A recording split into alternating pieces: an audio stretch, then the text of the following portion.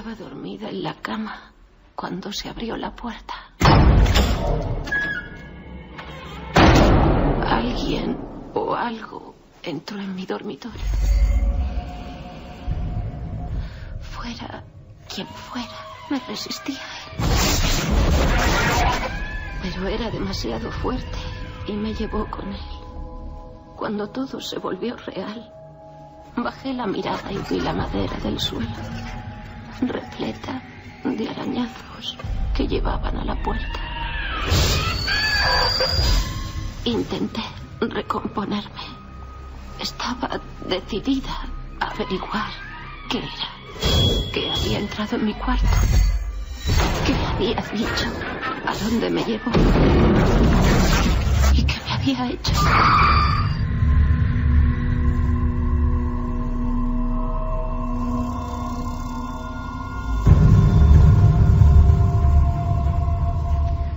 Buenas noches, amigos. Curiosamente, la película La Cuarta Fase, que ha vuelto a traer a la actualidad mundial un fenómeno que los que estamos interesados por el misterio conocemos hace mucho tiempo, cuenta, dice esa película, lo utiliza, imagino, como reclamo cinematográfico o no, que la mayoría de encuentros son a 1 hora, las 3:33 minutos, los 3 dígitos iguales. Muchas noches y muchas angustias para muchas personas. Puede parecer algo difícil de creer en estos días, anecdótico para otros, la típica sonrisa maledicente de muchos. Eso ha hecho que, por lo menos en los últimos 15 años, las personas, hombres, mujeres, niños, que han tenido experiencias realmente angustiosas, incluso a veces en su propio domicilio, que tienen que ver con estos encuentros que se llamaron del cuarto tipo, la cuarta fase, hayan sellado sus bocas. Es muy difícil hacerles hablar. Es muy difícil, primero por el dolor que a ellos les produce, y segundo porque ¿quién va a creer en estas historias? Quizá la psiquiatría tenga respuestas, quizá la hipnosis, que es un elemento que aparece en esta película constantemente, nos revele algunas claves. En este último film, la regresión hipnótica es fundamental. El testigo recuerda cosas que en el consciente se habían evaporado. Pero esto lleva así casi 30 años. En España tenemos por lo menos una docena de casos bien descritos. Personas que tienen un tiempo perdido y que luego, bajo hipnosis, con la luz y sombra que tiene esa palabra todavía hoy, visualizan, viven y somatizan historias. Han estado en otro lugar, han estado observados por extraños individuos que no parecen humanos. Se habló incluso en su día de experimentos por parte de servicios de inteligencia que, utilizando el atrezo, el cartón piedra, el maquillaje de los ovnis, estaban experimentando, haciendo creer que muchos testigos vivían experiencias con extraterrestres. Tengo en la mesa, aparte de muchos amigos invitados, porque esta noche es lo más importante, es de debate, de puro debate sobre este tema polémico, tengo en la mesa un libro con un rostro en la portada. Se editó en 1987 y cambió el concepto del hombre norteamericano, sobre todo, sobre esta materia. Se llamaba Comunión. Whitley Strieber, un hombre que aseguraba que no solo él, sino muchas otras personas vivían el mismo aterrador encuentro, con lo que parecían los mismos seres. En mitad de la noche, a veces previamente unas voces, en ocasiones sueños repetitivos, y alguna de esas madrugadas despertarse y ver a alguien a los pies de la propia cama. Lo que recordaban, a veces semanas o meses después, incluso años, como vais a comprobar esta noche, era la presencia de unos ojos, ojos que parecían a veces incluso de ave, ojos como de lechuza, o ojos demasiado almendrados, que observan con una extraña expresión. Y poco a poco, a veces por la hipnosis o por casualidades de la vida, ese testigo empieza a recomponer un puzzle siempre incompleto. Ha estado en algún lugar, fuera del mundo real, en una especie de realidad velada para los demás. Todo se resume en patologías, todo es explicable por la imaginación del ser humano, son traumas que tienen que ver con la persona, la sexualidad, historias terribles no bien superadas. Se ha hablado de todo eso, pero creo que con la llegada de esta película merece la pena tener este debate desde diferentes puntos de vista y sobre todo repasar también algunas experiencias aterradoras. Y una de las más sorprendentes es la que vamos a revivir en apenas nada. Antes de presentar a amigos que van a hablar de hipnosis, de ciencia, de investigación periodística y de conspiración, todas las patas del mismo enigma, quiero que escuchéis algo con mucha atención, por favor, porque es una pequeña gran joya. Desde hace muchos años, una mujer que se llama Próspera Muñoz se mantiene en silencio. Quizá es por todo lo que he comentado al principio. ¿Quién va a contar una experiencia tan extraña? ¿Cómo le van a creer? Por eso le agradezco enormemente que nos preste un poco su testimonio, su alucinante testimonio. Verdad, fantasía y realidad, algo que es todo y no es nada al mismo tiempo, eso debéis juzgarlo vosotros, y también nuestros invitados. Ocurrió en los años 40, y esto es muy importante, porque en los años 40, concretamente en el 46-47, nadie en nuestro país hablaba del fenómeno ovni o de lo extraordinario de extraterrestres, y sin embargo, en una pequeña caseta, en pleno campo, perdido en el Levante español, dos niñas tienen una experiencia que solo recordarán con el tiempo, con 30 años de olvido. ¿Os imagináis lo que es vivir algo impresionante y solo recordarlo 3 décadas después? ¿Cómo afecta eso a nuestra vida? Yo sé que lo que vais a escuchar es sencillamente increíble, pero es uno de los grandes casos, y esta noche Próspera Muñoz rompe su silencio, por eso estoy seguro que la audiencia se lo agradece. Próspera Muñoz, buenas noches. Hola, buenas noches. Ante todo, lo dicho, muchísimas gracias por compartir con nosotros las ondas de Milenio 3 en la SER. Con mucho gusto lo hago. Muchísimas gracias porque yo creo que ahora que se habla tanto de esta película, por ejemplo, ¿no?, La cuarta fase, se hace mucho hincapié, Próspera, en la soledad, en a veces la incomprensión que sufre el testigo de un encuentro de este tipo. ¿Tú has sentido eso, Próspera, a lo largo de estos años? Pues yo tuve la gran suerte de que al primero que se lo conté, por supuesto, fue a mi marido. Y entonces él, en lugar de reírse, al principio no me creía mucho, pero cuando vio que iba en serio y oyó a mi hermana, que también corroboraba lo que yo decía, pues tuvo la gran suerte de que me creyera. Entonces, el que los demás no crean no me importa tanto, aunque sí hay de todo. Hay quien de verdad te cree a pie juntillas, hay quien dice, bueno, te da el beneficio de la duda, y hay quien se ríe en tus barbas. Pero a mí, ¿qué quiere? No me importa. Ya le digo que soledad en ese aspecto no. Ahora, algunas veces sentir que alguien te ridiculiza un poco, pues sí.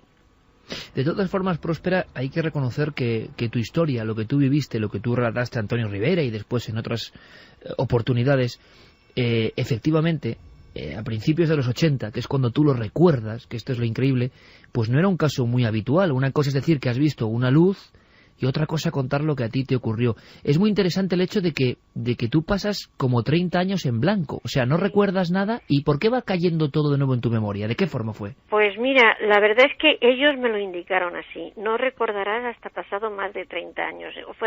Fueron escogiendo, como si supieran ya mi vida venidera, el momento idóneo en que yo debía de recordar. Y yo recordé precisamente leyendo un libro de don Antonio Rivera. Había un testigo que hacía unas observaciones y yo dije, bueno, es que esto lo he visto yo también, pero ¿dónde? Y entonces ya poquito a poco fui recordando, y al poco tiempo le pregunté a mi hermana, oye, ¿tú te acuerdas de aquel día que vimos esto tan raro y tal? Y me dijo, oye, pues sí que me acuerdo, pero lo que me extraña es que no nos hayamos acordado nunca antes. Y así, entre las dos, fuimos recordando poquito a poco, y a mí me costó casi 7 años recordarlo todo. Porque ya le digo, son pequeños flashes que vienen de pronto, como si los vieras, y entonces lo extraño es eso, que estuviera tanto tiempo sin recordar. Dos niñas en una casa de campo, que ¿cómo era? Una casa aislada, ¿no? Una casa muy lejos de cualquier núcleo urbano, ¿no? Sí, está a unos 13 o 14 kilómetros del pueblo, y al lado hay 2 o 3 casitas, pero en aquel momento estaban vacías, no había nadie, porque no vivían allí siempre, eran unas casas de campo que iban esporádicamente. Entonces estaba completamente aislado, y además es un valle totalmente cerrado por montañas. Es un sitio, yo ahora que lo he mirado bien, es un sitio ideal para un contacto así. No habían ojos extraños que miraran. Villa Próspera, ¿verdad? Sí, eso lo puso mi padre porque cuando hicieron la casita yo era la hermana más pequeña. Año de 1947. 46, 47 no lo tengo muy claro. Ahí está el margen, ¿no? Sí. Pero si tú ahora mismo casi puedes ver, imagino, porque eso es inolvidable, ¿qué ves? ¿Ves primero que en la mente de una niña lo que era la llegada de un coche, ¿no? De un coche blanco Pues, muy raro. Sí, yo estaba asomada a la ventana porque mi padre, nosotros estábamos allí en el campo con un tío, y mi padre venía pues cada 2 o 3 días a llevarnos alimentos frescos, golosinas y cosas, y yo estaba esperando aquel día. Mi padre estaba mirando por la ventana, vigilando el camino, pero vi llegar un coche que me pareció muy extraño. Entonces llamé a mi hermana y asomadas a la ventana las dos vimos, pues eso, un coche, pero muy raro porque era redondo, con un ala circular, y que además bajaron 2 personas muy extrañas. Y ese coche además no venía por la carretera, precisamente. No venía por el camino, venía entre las viñas y además no se apoyaba en el suelo, venía volando. Y la verdad es que a unas niñas todo le parece, no sé, a un niño todo le parece normal, no se asombra tanto como un mayor, pero mi hermana sí se asustó un poco porque, claro, era mayor que yo, tenía ya 12 años y ya se asustó un poco, ya quiso cerrar la puerta y cerrar la ventana y todo, pero cuando nos dimos cuenta ellos estaban ya dentro de casa entablando una conversación con nosotras. Y hay 2 individuos que tú como niña los ves, ¿cómo los ves con tus ojos infantiles, Próspera? ¿Se parecieron a la gente normal o no? Pues yo los veía pues muy bajitos, porque el más alto era como mi hermana, que ya digo tenía 12 años, y el otro era más bajito todavía. No sé, yo lo veía todo normal, no pensaba que era algo raro ni extraño, pero veía como gente de mi talla, de mi estatura, como gente igual que yo. ¿El atuendo, Próspera? Pues era como una especie de mono blanco, y que no llevaba botones por ninguna parte, era todo liso, y llevaban como un casco transparente que se quitaron al bajar del vehículo, se lo quitaron y se lo pusieron debajo del brazo, me acuerdo perfectamente. Y se lo pusieron bajo el brazo, y entonces yo, al sujetar como sujetaban el casco, me di cuenta en las manos que tenía solo 4 dedos. Pero, Próspera, hay una especie como de tiempo perdido o conversación que tú no acabas, como decíamos, esto lo recuerdas 30 años después, a retazos. Estáis tu hermana y tú, y esos 2 individuos que se parecían, no sé, físicamente la cara a hombres normales, ¿o había algo muy distinto aparte de los dedos? Pues sobre todo eran los ojos, que eran como hipnóticos, eran unos ojos grandísimos, al entrar dijeron un momento, porque no veían, y las pupilas se le dilataron delante de nosotros, y entonces nos dimos cuenta que tenían un iris enorme, y esto sí nos impresionó un poquitín. ¿Pero en ningún momento huís? ¿Os quedáis ahí? No, tranquilas. Mi hermana renegando un poco porque habían entrado en casa y ella no quería que hubieran entrado, pero tranquilas. Y una cosa, Próspera, la gente estará preguntando, bueno, 2 individuos de estatura pequeña con esa situación, en esa casa, año 46, pleno día, o sea, es decir, es algo muy extraño, pero ¿escuchabais la conversación o ellos movían la boca? ¿Era un lenguaje en castellano como el nuestro? Yo no lo sé, yo solamente sé que les entendía, y yo en aquel tiempo, bueno, y ahora no hablaba más que castellano y les entendíamos perfectamente. Ahora, si movían los labios o no, la verdad es que no me acuerdo. O sea que en ese proceso no hay ningún tipo de contacto mayor, la conversación se detiene, aquellos seres se marchan. Se marchan, entablan conversación con nosotras, nos preguntan sobre las fases de la luna que estaban allí en un almanaque, y ya se despiden, van a entrar van a mirar la casa. Uno de ellos quiso revisar la casa y el otro lo cogió del brazo y le dijo, no es prudente, vámonos. Y es muy curioso, Próspera, porque la gente puede decir, aquí lo interesante es que hay otro testigo, es decir, la gente siempre intentando ser evidentemente escéptica, porque esto es difícil de creer y tú lo sabes, dices, bueno, había otra, y tu hermano, años después, se acordaba perfectamente de toda la escena hasta la llegada de la nave, ¿no? Cuando yo le hablé, ella no se acordaba de nada hasta que yo no le hice recordar. Cuando lo hice recordar, después ella ha recordado todas las circunstancias de alrededor, cómo mirábamos por la ventana, cómo vio el cacharro, como yo digo, cómo lo vio. Pero cuando bajan ellos, se le corta la memoria y a ellos no lo recuerda para nada. Se recuerda hasta la llegada del objeto nada más. Sí. Es que además ellos lo dijeron, ¿a cuál de ellas le vamos a hacer no sé qué? Dijeron, pues a esta, porque es más, me supongo que quisieron decir más pequeña o más receptiva, o no sé, eligieron entre las 2. La reacción de la familia, Próspera, entre ese primer encuentro y el segundo, que va a ser todavía más complicado y te van a trasladar a algún lugar, ¿tu tío o tu padre supo algo? Mi tío sí, y cogió un poco de miedo porque vio algo. Él, cuando llegó aquel artefacto y se posó al lado de la casa, cuando se fueron, como digo que se fueron a todo correr, al elevarse aquello dio una luz inmensa. Y mi tío estaba en una viña que había un poco más alejada de la casa. Y entonces vio la luz y vio salir el artefacto aquel, lo vio volar. Que creyó que era un avión que salía de al lado de la casa, ¿verdad? Él creyó que era un avión que volaba tan bajito que se había chocado contra el tejado de la casa y aquello ya había producido aquella luz. Entonces vino corriendo muy asustado. Y le dijimos, no pasa nada, es que han venido 2 hombres y tal. Y salimos a ver el tejado, a ver los desperfectos del tejado, pero no había nada. Entonces él sí vio algunos indicios y vio algunas cosas y sí tenía miedo. Hasta el punto que 2 o 3 días después fue mi padre y le dijo, aquí están pasando cosas raras, mejor nos vamos al pueblo. Él sí vio algo.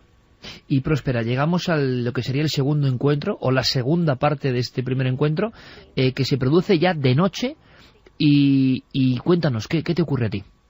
Pues yo me despierto de súbito y veo que están en la ventana, porque era verano y estaba la ventana abierta, tenía una especie de reja, pero estaba abierta. ¿Los 2 mismos seres? Pero iban más, iban 8 o 10, y algunos llevaban también como un traje de buzo, una escafandra, algo así.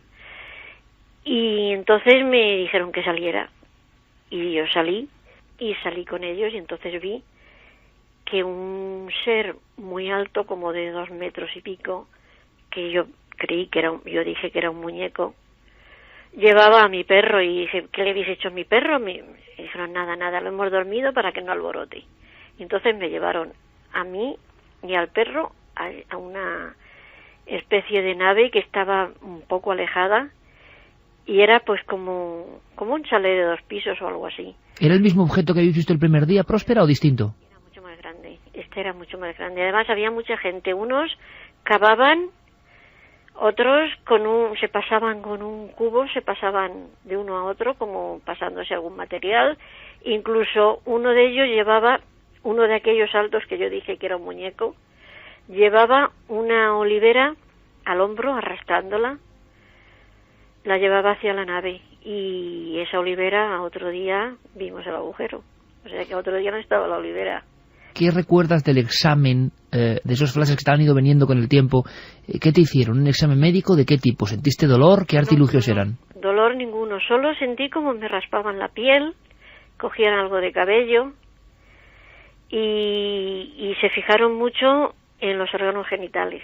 O sea, dijeron que tenía... Porque yo, a ver cómo explico esto. Después de irse ellos aquel día que vinieron por la mañana, nosotras tuvimos, mi hermana, yo y mi tío, un cólico espantoso, una diarrea. ¿Los 3? Las 3. Y entonces ellos dijeron que había algo de tipo colí o algo así, lo que yo encontré. Y les dije que hemos tenido esto, y ellos se preocuparon un poco. Pero vamos, así que me hicieran daño o algo así, no, en absoluto. Además, cuando lo fueron a hacer, dijo uno de ellos, es muy dócil. O sea que yo, como no estaba asustada ni nada de eso, pues yo me dejaba hacer con docilidad. Y en este segundo caso, Próspera, o segunda parte del episodio, sí. ¿Nadie de Villa Próspera, de la casa, recuerda nada? No. ¿Nadie? Cuando terminaron, nos llevaron al perro y a mí a casa, nos dejaron en la puerta, y yo me acosté, y a otro día pues nos despertamos tardísimo. Nos habíamos dormido los 3, mi hermana y mi tío y yo, nos habíamos dormido hasta las 12, y mi tío estaba muy preocupado por la hora que era, no había salido a trabajar y estaba preocupado porque aquel día esperábamos a mi padre, decía, va a decir que no ha ido a trabajar. Y además encontramos también que mi hermana me regañó mucho porque las sábanas de la cama estaban llenas de tierra, y decía, pero bueno, si yo antes de acostarnos te he lavado, ¿cómo es que tienes tierra? O sea, no, había cosas que no... Da la sabíamos. impresión de que tu hermana vive la experiencia con más sensación de, quizá por la edad, ¿no?, de temor, de que algo raro está rodeándoos, Sí. a diferencia de ti que eres más pequeña y lo ves Claro. quizá todo como una especie, no sé si de juego o de cosa curiosa, ¿no? Yo nada, tranquila. Ella sí, claro, porque era mayor y ya se daba más cuenta de las cosas, aunque ya le digo que miedo nunca hubo. Si acaso, un poco de temor por parte de mi tío, porque había cosas que no entendía. ¿Qué más te llamó la atención de esa estancia, de esa nave, de lo que sea donde estuviste, Próspera? Pues me llamó la atención que ahora sí lo tengo visto, porque era, como ahora presentan no sé cómo decir, un despacho de estos de ahora modernos que tienen toda una consola corrida, o sea, muchas pantallitas de televisión pequeñas donde habían cogido todos los alrededores y una grande donde apareció una luz muy brillante y dijeron, mira, ahí vamos. Lo único que me hizo padecer un poco fue la falta de luz. Era una luz tan tenue, que yo apenas veía. Tú, Próspera, en aquel año 46, hay que ponernos en situación, ¿no? Una niña de las inmediaciones de Jumilla, y describes esas pantallas donde podías ver imágenes que parecían grabadas en los exteriores de la propia finca, ¿no? Yo no había visto más que cine. Para mí era cine, pero en pantallitas más pequeñas. Para mí era cine, porque yo no conocía la televisión en aquellos tiempos, todavía no había televisión en España. Pero para mí era cine. Además, antes me enseñaron como un aparato grande de televisión. Había unas imágenes donde se veía el día que nosotros íbamos al campo para unos días nada más. Entonces, el día que llegamos, nos habían filmado, yo subida encima de la burrita, del burro, y mi hermana caminando, y mi tío al lado, y el perro. Y entonces, de mi hermana y de mí salían unos rayos de luz preciosa, increíbles, de unos tonos preciosos. Y nos dijeron que habían venido a contactar con nosotros por aquello. Tu caso es estudiado por diferentes especialistas. Sí. Cuando tú recuerdas, a raíz de casi la visión accidental de Antonio, Sí. te pones en contacto con él. Sí. En esta película, o en los temas que han tratado el asunto de las supuestas abducciones o encuentros del cuarto tipo, resulta que la hipnosis parece que es un momento clave e importantísimo. ¿No te dio miedo someterte a hipnosis? No. Don Antonio Rivera me acogió muy bien y me ayudó muchísimo. Le tengo que estar muy agradecida. Me llevó a que me hiciera una hipnosis Robati, el de Barcelona. Y la verdad es que yo no recordé nada nuevo en la hipnosis. No me dio miedo ninguno, no lo había hecho nunca, pero no me dio miedo. No había datos nuevos, ¿no? No salió nada nuevo. Lo que sí pasó es algo que me dijo Rivera después, que era muy frecuente, que a raíz de la hipnosis empecé a recordar muchas más cosas. Después me han hecho otra hipnosis en Madrid, me la hizo Jordán Peña. Ajá. Y igual no han salido nunca cosas nuevas. En hipnosis no he dicho nada nuevo. Todo ha sido recordado espontáneamente por mí. Y Próspera, después de toda esa serie de experiencias, uno imagino que se pregunta por qué a una persona, ¿quién te iba a creer contando esto en aquel contexto, no? ¿Por qué crees que te ocurrió esto exactamente a ti y en esas circunstancias? Te lo habrás preguntado muchas veces, ¿no? Pues sí, muchas veces. ¿Por qué a mí precisamente? Entonces, no sé, yo siempre pienso que estábamos en el sitio adecuado en el momento oportuno. Entonces, digo yo que sería por eso, aunque ya nos dijo él, ya nos dijeron ellos que venían a hablar con nosotras por aquella luz tan inmensa que salía de nosotras, lo cual a mí no me extraña, porque éramos unas niñas muy sanas, criadas en un ambiente sanísimo, y por supuesto éramos totalmente niñas inocentes. Pero me he preguntado eso, que por qué a nosotras, y la verdad es que no tengo explicación. Y imagino que al principio con tu tío, con tu padre, con la familia, ante un hecho tan raro, investigasteis, y lo curioso de esta historia es que sí que había algunos detalles físicos, ¿no? Lo que decías tú, trozos de terreno arrancados y hasta una huella, si no me equivoco, quemada. Sí, allí donde había el coche aquel de por la mañana que había estado posado, había allí como unos rastros de ceniza. Y además pasó por al lado de una higuera enorme, preciosa, joven, que tenía las ramas como chamuscadas, y al cabo de muy poco tiempo se secó por completo. La viña por donde pasó, al cabo de un tiempo se secó. Y teníamos alrededor de la casa árboles frutales, todos jóvenes, y ya le digo, al cabo de unos días, todo se secó. Además, cuando quisieron ellos, como uno de ellos le he dicho antes que quiso mirar toda la casa, quiso entrar a la habitación aquella donde estaba la ventana por la que la habíamos visto, allí guardábamos nosotros en una estantería pues todos los alimentos, y a los 2 días aquello se pudrió todo. Los tomates y todo eso era normal, pero es que la legumbre dentro de sus cacharros de cristal se pudrieron todo, hubo que tirarlo todo. Pero espera, ¿es fácil, digamos, vivir con esta incógnita tan grande sobre por qué pasó lo que pasó, qué puede ocurrir y por qué este acontecimiento? Pues yo pasé bastante tiempo, bastante preocupada, no sé, inquieta y tal, hasta que ya decidí dejarlo. Y a causa de aquel estrés yo tuve que ser ingresada. Me encontré mal y tuve que ser ingresada. Entonces ya mi marido dijo, se ha acabado. Aquí ya no hablamos de esto más. Entonces yo ya me planteé el hecho de, bueno, dejar esto a un lado y seguir mi vida y tomar interés por otros aspectos de la vida, ¿no? Uh-huh. Tengo 70 años y ya no estoy para ir de un lado para otro. Oye, Próspera, y yo sé que hay gente que esta noche, estoy convencido, que ha sufrido experiencias. Yo no sé si tan espectaculares como la tuya, pero experiencias que en sus casos sí que generan una gran angustia, ¿no? ¿Les dirías algo? Pues nada, que vivan su vida, que eso, que se lo dejen un poco aparte, o sea, no lo pueden borrar porque lo tienen ahí, pero que se interesen por otros aspectos de la vida. Y entonces centrar la vida en otras cosas y dejarlo esto un poco al margen y decir, bueno, ahí está, no lo puedo borrar, pero tampoco me voy a angustiar. No obsesionarse, ¿no? No obsesionarse, sobre todo no obsesionarse con los temas. Esta es la fascinante historia de una niña en Jumilla con su hermana que vio llegar un extraño vehículo que no hacía ruido y que desde luego es parte de la historia del misterio español. Yo sé también del silencio de Próspera Muñoz hace tiempo y por eso le agradezco enormemente que además con esta claridad, con este cariño, nos haya contado a muchos miles de amigos pues una experiencia que tiene que ser conocida y ese consejo, ¿no?, de que lo más importante es que la vida no se vea arrastrada por un acontecimiento tan extraño. Exactamente, no obsesionarse ante todo.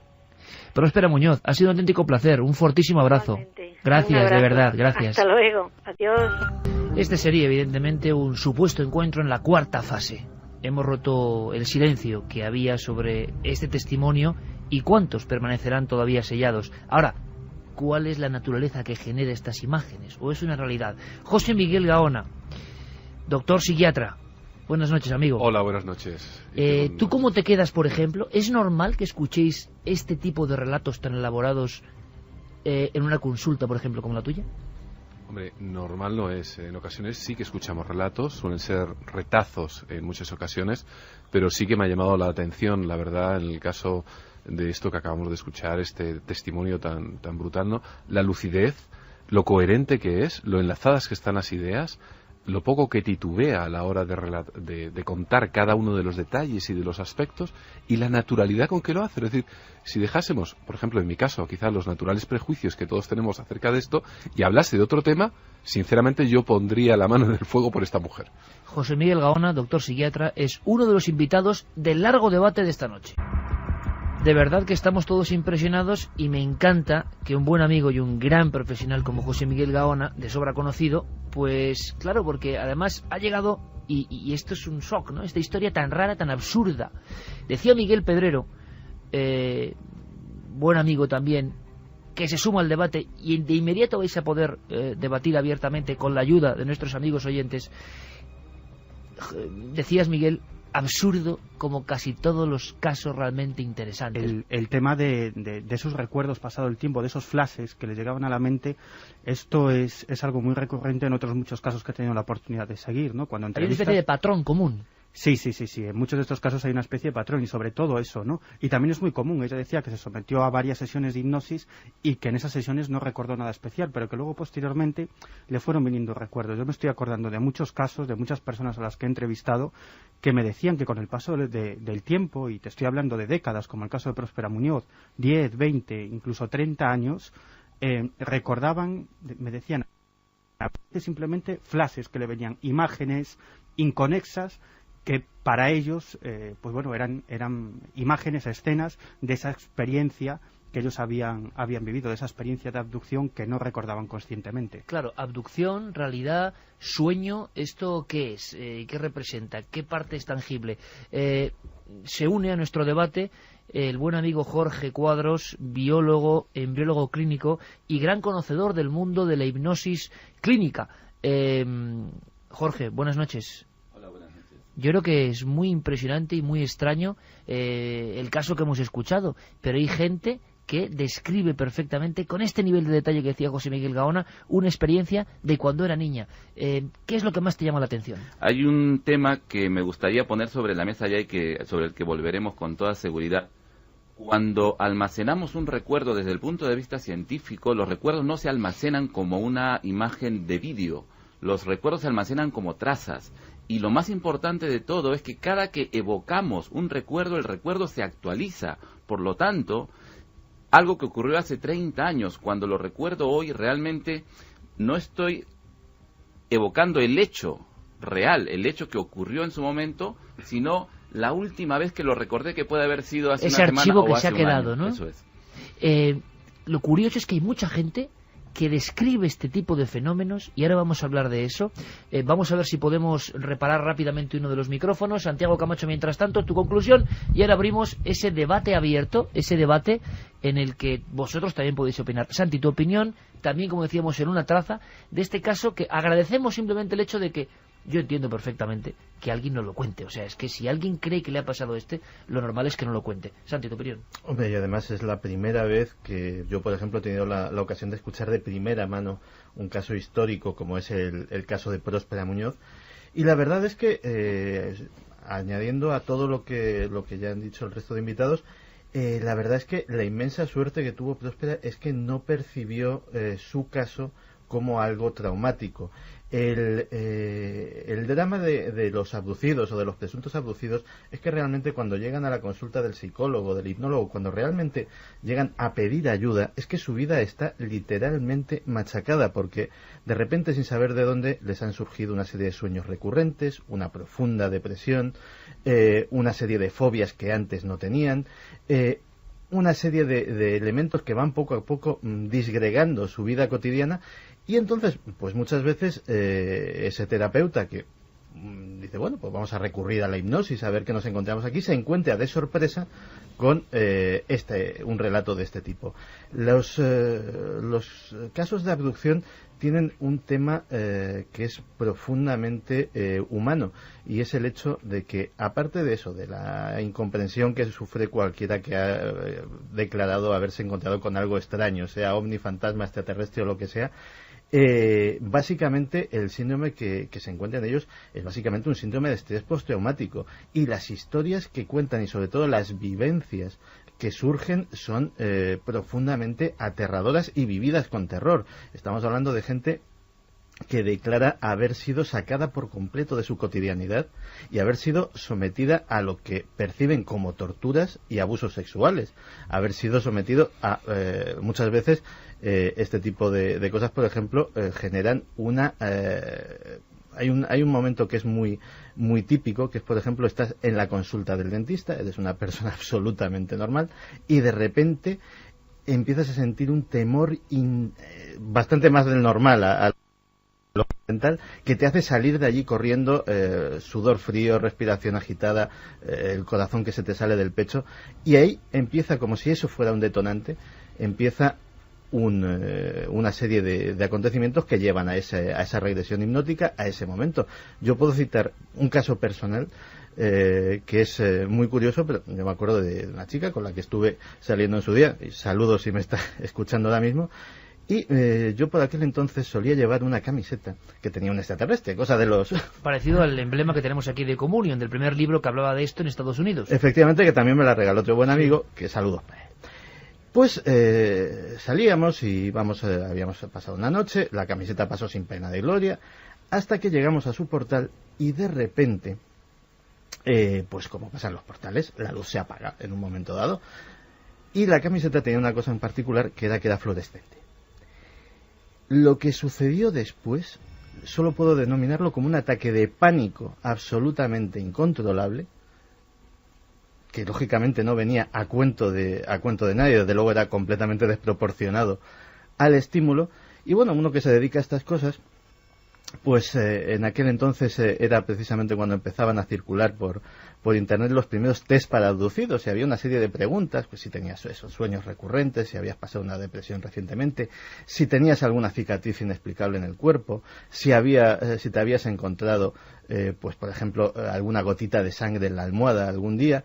Y curiosamente esta persona pues iba cumpliendo todo aquello. O sea, que había un patrón. Sí, nunca se sometió, a pesar de que me hubiese gustado, y de hecho se lo sugerí, nunca se prefirió no indagar en ello, pero es curioso lo cotidianas que pueden llegar a ser estas experiencias. Bueno, estos terrores. Vamos a debatir de dónde surge esto, qué realidad puede haber detrás de estos casos, y la hipnosis, como ese mundo un poco extraordinario y que no acabamos de entender bien, ¿qué puede solucionar? Sobre todo la película, me ha parecido un poco extraña, lo que tiene es que penetra en el terror tremendo y las vidas truncadas de unas personas que creen que son agredidos por la noche por algo incomprensible. Más que ir al fenómeno ovni o no, esta gente cree que está siendo agredida por una entidad ajena a él.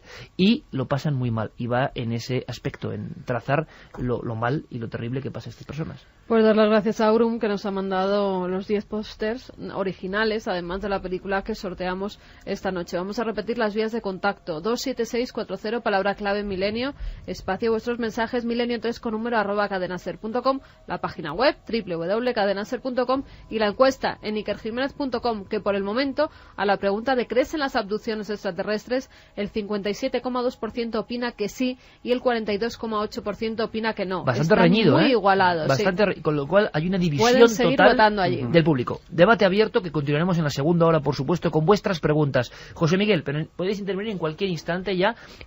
Para un especialista en psiquiatría, esto es... ¿cómo se diagnostica esto dentro del libro oficial de trastornos psiquiátricos? Si es que es un trastorno psiquiátrico, o podemos decir que hay casos que se apartan de esto incluso. No, evidentemente la abducción como tal no aparece en ningún libro de trastornos psiquiátricos. Es decir, se pueden interpretar algunos de los síntomas como parte de algún trastorno, de alguna enfermedad, etcétera, etcétera. Es de todos bien sabido, por ejemplo, que ciertos casos de psicosis, es decir, esquizofrenia, pues dentro del delirio de esta realidad desorganizada, pues pueden intervenir elementos relacionados, por ejemplo, con la abducción, los extraterrestres o con cualquier otro tema que en un momento dado sea propio de cualquier dislate humano, ¿no? Ahora, yo he visto, por ejemplo, la película y da la impresión en algunos momentos, ya lo debatiremos, pero que existe ya, por ejemplo, varias figuras. Una, la psicosis colectiva, por ejemplo, ¿no? En el que varias personas pueden vivir el acontecimiento. Pueden vivir un acontecimiento y además se contagian en un momento dado, incluso hasta la tendencia al suicidio. Es decir, es algo que se repite en muchas ocasiones en nuestro propio país. Hay cadenas de suicidas en pueblos pequeños, una psicosis colectiva, y todos acaban sintonizando, por así decirlo, en la misma frecuencia. Uh-huh. Eso es interesante porque es que me vienen a la mente casos, ¿no?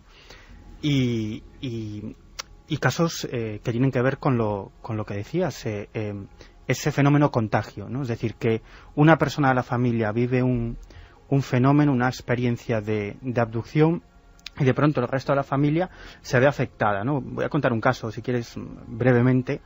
Un pueblo de Lugo, año 1996, una mujer llega de trabajar, era media tarde, tirando a la noche, y ella observa pues que a cierta distancia le va siguiendo un objeto anaranjado de aspecto circular. Bueno, no le da ninguna importancia. Aparca el coche en su casa, se cambia porque en unos minutos tenía una reunión de padres de alumnos en el colegio de su hijo, que no estaba demasiado lejos de la casa, ¿no? Para llegar en un cuarto de hora por una carretera que se sabía de memoria. Bueno, la mujer se cambia, otra vez se introduce en el automóvil, arranca, y entonces en un momento determinado, al dar una curva bastante cerrada, se le echa encima lo que ella describe como una nube muy luminosa que hacía un ruido enorme, que parece que dentro tenía algún otro objeto que se movía. Se acerca a pocos metros del automóvil, ella intenta acelerar, pero se da cuenta de que de que es imposible. Que el coche circula más bien se frena, empieza a circular unos 20 kilómetros por hora, incluso me dice que le da la sensación de que incluso el automóvil parece que no estaba tocando la calzada, es decir, como si estuviera levitando sobre el suelo. Dice que en un momento determinado incluso la puerta del copiloto se empieza a abrir y cerrar violentamente. Ella entra en un estado de pánico. Esto dura unos 2 minutos, dice que probablemente no llegue a los 2 minutos, el objeto desaparece y cuando llega a la reunión de padres de alumnos estaba terminando. Es decir, algo completamente imposible. Es decir, ella tenía aproximadamente unos 3/4 de hora de tiempo perdido, es decir, no se lo explicaba. Incluso hicimos el recorrido con ella en varias ocasiones cronometrándolo, ¿no? Y desde luego no coincidía. Pues fíjate qué curioso, cuando vamos a visitarla por primera vez, llegamos a su casa, llegamos de forma absolutamente sorpresiva, no avisamos, sabíamos lo que le había ocurrido por otras personas, y cuando llegamos ella no estaba trabajando, entonces estaba en la casa. Se encontraban los hijos de esta mujer y su madre. Bueno, mientras lo estábamos esperando, pues empezamos a charlar, nos pusieron un café, un buen chorizo, como suele pasar siempre en muchos lugares de Galicia, y bueno, empezamos a hablar de lo divino, de lo humano, y en un momento determinado, uno de los hijos, un adolescente de 16 años, nos hace una pregunta y nos dice, bueno, vosotros qué sabéis de estas cosas raras, ¿no? Dice, bueno, ya sé que no tiene nada que ver con la historia esa que dice que vio mi madre, es decir, incluso era hasta escéptico con la experiencia de su madre. Y dijo, bueno, a ver, tú irás. Y dice, oye, ¿se puede tener un sueño muy real? Y digo, hombre, no sé, digo, explícame. Y entonces él cuenta que poco después de que a la madre le sucediera esa experiencia, él estaba... Se acababa de levantar, él entraba al instituto, pero se levantaba 1 hora antes para estudiar para los exámenes que tenía cerca, ¿no? Entonces él decía que estaba despierto, se estaba incorporando de la cama y de pronto escuchó un sonido muy fuerte, decía como si un avión fuese a impactar con la casa. Una luz enorme que entra por la ventana, una luz muy potente, dice, y de pronto se ve en una camilla, dice que estaba en una camilla que en una sala de aspecto circular, en el que había una serie de aparatos y unos tipos muy raros y muy feos, decía, tocándolo. No le di tiempo a continuar, le lancé mi libreta y dije, a ver, dibújamelo. Dice, no, hombre, os vais a reír, no, dibújamelo. Bueno, es una pena, no lo he traído, pero el dibujo es la típica imagen de comunión, ¿no? De la portada de comunión. Es decir, con gran cabeza, unos ojos estirados. Sí, como un niño. Cabeza en forma de pera, enorme, unos ojos almendrados, negros, también de gran tamaño. Entonces, él cuenta que no sabe cuánto tiempo estuvo en esta situación tan extraña, que él lo denomina un sueño muy real, para él eso es lo que fue, y dice que de pronto escuchó otra vez el mismo sonido, ese sonido de avión, y se vio de nuevo en la habitación, con esa luz inundándolo todo, y que de pronto el sonido desaparece, la luz desaparece, y él empieza a gritar, empieza a llamar a su madre entra a la habitación, él le cuenta todo lo que ha ocurrido, y esta mujer, a pesar de su experiencia, pues bueno, lo tranquiliza diciendo, bueno, no te preocupes, esto ha sido un sueño. Ni él relacionaba esta experiencia con la de su madre, ni su madre relacionaba su experiencia con la del muchacho. De hecho, su madre sigue absolutamente convencida que lo que le sucedió a su hijo fue simplemente pues un sueño, una pesadilla, un mal sueño. Claro, explicaciones. Bueno, está claro que esta imagen del extraterrestre es típica y tópica. Esta imagen, que nos parece y que todo el mundo tiene en mente ahora mismo, de lo que debería ser el típico extraterrestre, porque así lo hemos asumido. Esto está en el inconsciente colectivo ya, claro. Pero es un arquetipo que creéis que parte de algún lugar, que está inserto desde cuándo. ¿Por qué tanta gente, Jorge, por ejemplo, creéis que puede, en sesiones de hipnosis, que luego hablaremos de eso, ¿por qué surgen estos recuerdos? ¿Dónde están? ¿Hay alguna traza? Porque hay personas que piensan que puede tener que ver con traumas muy reales, que se representan así, que no tienen nada de extraterrestres. Como bien dices, tenemos ya un arquetipo, una imagen prefijada de lo que sería un extraterrestre. La tenemos ahora, pero parece que la tenemos de hace mucho tiempo. Estábamos hablando hace unos días acerca de la imagen esta de Göbekli Tepe, ¿verdad? Pero el tema es que si, por ejemplo, en el caso de que indujéramos a una persona en un trance hipnótico para preguntarle por algo que él ya espera que le preguntemos y que él espera ver, con toda seguridad lo va a recordar. O sea que la hipnosis no es la panacea que se demostró en su día para descubrir qué pasa en tiempo perdido, porque se puede seguir fantaseando exactamente igual. No lo es en absoluto, porque desde el punto de vista de la hipnosis clínica tiene un objetivo terapéutico. Esta tarde estaba discutiendo con un compañero del grupo Hipnológica, el doctor Chema Nieto, es médico psicólogo asturiano, sobre la película que acababa de ver, y claro, lo que comentábamos es que la hipnosis clínica debe tener un objetivo terapéutico. El recordar cosas por recordar cosas... puede ser un efecto hasta contrario. Efectivamente. Y no solamente eso, sino que cualquier especialista, médico, psicólogo que trabaje con hipnosis, sabe que se puede crear recuerdos falsos, se puede fabular en hipnosis. Entonces, si el terapeuta es consciente de ello y debe saberlo, puede inducir un trance hipnótico para que el paciente recuerde algo, pero sabiendo que lo que recuerde no tiene que ser necesariamente cierto. De hecho, por ejemplo, inclusive aquellos especialistas que utilizan la hipnosis regresiva, entendiendo como hipnosis regresiva regresiones a vidas pasadas, esa gente afirma inclusive que no necesariamente tienen que existir las vidas pasadas, sino que basta con que el paciente recuerde ese hecho que cree que ha vivido en otra vida para que eso en la terapia pueda tener un efecto curativo.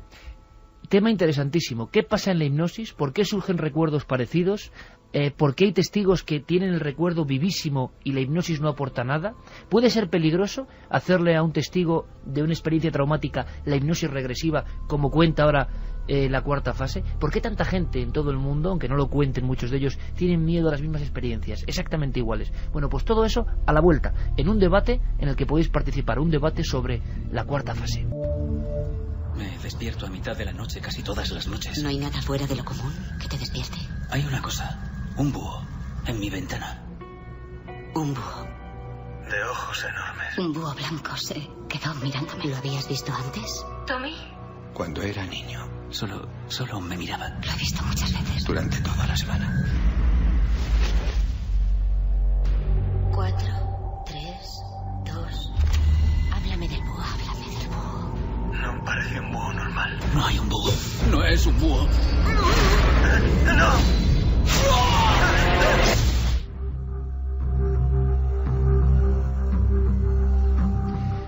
La cuarta fase y sus misterios a debate con el psiquiatra José Miguel Gaona, con el biólogo y experto en hipnosis clínica Jorge Cuadros, con el investigador Miguel Pedrero y con nuestro compañero Santiago Camacho. Pero, ante todo, y es muy importante, con vuestra participación. Por cierto, que en esta película, que luego hay mucha polémica, y hablaremos de esa polémica, y de la delgada línea roja que supone a veces promocionar o dar datos de una película, y que luego la gente crea ciegamente que eso es verdad y que no sea tan verdad. Pero hay elementos curiosísimos que aparecían en otra película clásica basada en hechos reales, Mothman. La gente veía algo parecido a un búho o a una lechuza, que en el fondo es el arquetipo de esos ojos grandes y no humanos que te observan. Era el último recuerdo antes del sueño. Y luego en el sueño ocurre algo terrible, es un sueño interrumpido. Y luego la sensación de que muchas de estas historias tienen como una amnesia, no surgen hasta que pasa algo en la vida de esa persona, y como ocurría con el alucinante e increíble caso de Próspera Muñoz, es 3 décadas después, leyendo un libro, cuando siente que el puzzle interno se va recomponiendo y recuerda esa historia, como decimos, alucinante. ¿Qué dice la gente en las vías de contacto, Carmen? Nos dicen, a mí me pasa algo parecido varias noches, pero no creo que sea esto. Una vez me hicieron una herida como un arañazo. Porque en la película se habla de heridas, ¿no? Heridas sí, muy concretas que aparecen, que veremos luego con los especialistas si hay algo de verdad en estas heridas o es pura cinematografía. Mira, Kiko nos dice, tenemos que recordar que muchas abducciones tienen lugar y que dicha persona tiene objetos extraños en el cuerpo, implantes los llaman. He visto la cuarta fase toda la noche aterrada, sí creo en las abducciones, estoy aterrada escuchándoles, nos dice Conce desde Bollullos. Ana nos dice, hola amigos, podéis hablar de la niña del barranco de Badajoz, Tenerife, que desapareció y apareció igual a los 10 años o 10 años después. Un beso a todos. Bueno, son Ana. Un poco leyendas urbanas realmente, ¿no? Niña de las peras. Exactamente, Eso que es. se ha recordado en Canarias mucho, pero que tienen más de leyenda, de cuento popular, aunque quizá los cuentos populares remiten a algo que ocurrió en alguna ocasión, claro. Aunque sí que hubo abducciones en España en las que al cabo de 4 años regresaron a su casa y decían que habían vivido en planetas de fuera de la Tierra. Y casos que están diagnosticados como delirios absolutos, ¿no? O mentiras patrañas, y es una mentira para tapar esa desaparición durante 4 años. Buenas noches desde la furgoneta, trabajando camino a Córdoba, llevando prensa. Increíble el relato de hoy, oírlo en esta carretera oscura. También nos dicen que todo forma parte de un plan galáctico para prepararse para el cambio. El despertador está sonando y tenemos que despertar. Un abrazo, Suso y Carmina. Como si nos fueran mandando señales de que pronto van a venir. Hola amigos milenarios, claro que creo en abducciones. Yo misma he vivido una hace 14 años y os aseguro que jamás la olvidaré. Bueno, nos quedamos con sus datos, por supuesto. ¿La encuesta cómo va ahora mismo? Pues vamos a ver la encuesta. ¿Crees en las abducciones extraterrestres? Sí, un 58,1%, no un 41,9%. Ha subido un poquito el sí, pero van muy a la par, ¿eh? Seguramente por escuchar a nuestros invitados y por el impacto de ese relato. Todo tiene que ver, pero es una de las encuestas, de las 15 o por ahí que habremos hecho, más igualadas, ¿eh? Eso es curioso. Una parte de la sociedad que se mide perfectamente piensa en el caso clásico de extraterrestres. ¿Eran extraterrestres los que vinieron a ver a Próspera Muñoz en aquel año 46-47 a las afueras de Jumilla en una casita? ¿O puede ser terrestres mal interpretados? La cuarta fase hablaba de los traumas reales. Jorge, en Hipnosis, y abrimos de nuevo el debate, ¿habéis visto alguna vez reacciones como las que salen en la película? Ese espanto, esos gritos, golpes, o sea, ¿alguien en Hipnosis puede conectar con algo que sea tan terrible, que esté dormido en su interior? Yo personalmente no he visto una reacción de ese calibre, pero sí ocurre con mucha frecuencia que el paciente reaccione, porque si se trata, por ejemplo, de alguna fobia o algún hecho traumático, es normal, es muy normal, y además es bueno para la terapia inclusive, que la persona reviva y que pase un momento de malestar, un momento breve, pero que puede ayudar a resolver su problema. Eso es normal, pero del calibre que se ve en la película yo no lo he visto, lo he comentado con los compañeros. Ha habido mucha polémica con esta película, ¿no? Ahora comentaremos. José Miguel, tú, en tu conocimiento de las diferentes formas de tratar patologías, ¿has visto reacciones? ¿Son típicas estas reacciones? Porque en la película dan auténtico terror. No sé cómo lo han logrado, pero son caras desfiguradas de terror. Efectivamente, sí. Yo creo que hay algo de arte digital en cómo está. Porque la expresión es terrorífica, hay que decirlo. Terrorífica, es decir, no es de un actor ejerciendo sus poderes paranormales en su máxima expresión. No es menos cierto que en algunos tipos de patología, por ejemplo, algunos tipos de ataques epilépticos, en algunos cuadros neurológicos, es decir, estos pueden llegar a tal expresión que sí se pueden provocar fracturas de huesos. En la película, quiero recordar que uno de los personajes, por ejemplo, se queda tetrapléjico, incluso la propia doctora sufre unas consecuencias, aparece en una de las escenas finales con collarín y posteriormente una silla de ruedas, ¿no? Como si hubiese quedado inválida. Es decir, autolesionarse hasta tal punto sí que es posible. Yo estoy recordando a José Miguel ahora, y esto los que están muy bien, tanto José Miguel como Carmen, que algo parecido a la expresión de esa película nosotros tres lo hemos visto en una escena que podíamos poner bajo el epígrafe así global de exorcismo, de unos gritos, una niña con ojos en blanco, arqueada, y unos gritos que es que no se detenían. Y eso me recordaba, fíjate, a la película. Es curioso, pero ves, justamente cuando vi la película también recordé exactamente aquellas escenas que tuvimos el placer de compartir, o bueno, placer o displacer de compartir, evidentemente, ¿no? Pero eso es relacionado con el tema del inconsciente colectivo, ¿no? Se nos quedaron justamente unas imágenes grabadas, terroríficas, y curiosamente, esta experiencia que compartimos hace años, hoy la volvemos a rememorar, ¿no? Y nos viene como una burbuja de nuestro inconsciente que vuelve a aflorar y nos remece. Qué curioso que hay dentro de nosotros, permitidme una pequeñísima anécdota con esto que dice José Miguel. Era una sesión de exorcismo, estábamos los tres y el compañero Paco Pérez Avellán, y creo que José Miguel, como siempre, hizo un diagnóstico muy acertado, ¿no? De lo profundo de la psiquiatría, hasta dónde llega, que es un umbral que es el misterio ya, ¿no? Que está ahí tocando cosas que no entendemos.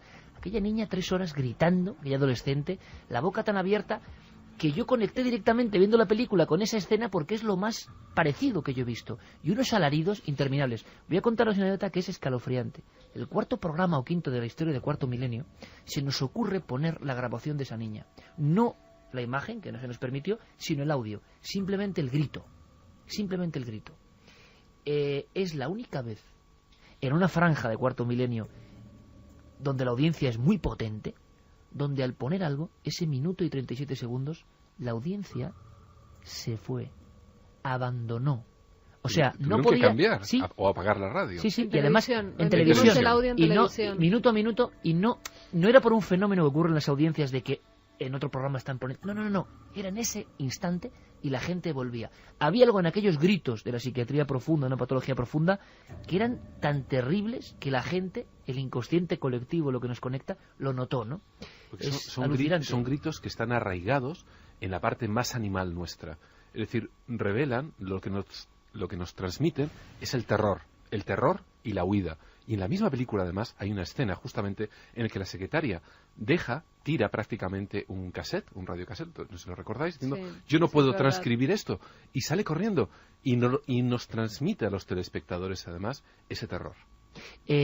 Santi, Miguel, esos casos de terror existen, eso sí que no es cinematografía, ese terror lo habéis incluso notado también en los testigos. Bueno, yo he estado presente en varias sesiones de hipnosis a personas que decían haber sido abducidas. ¿Aquí en España? Aquí en España, interesante. Sí.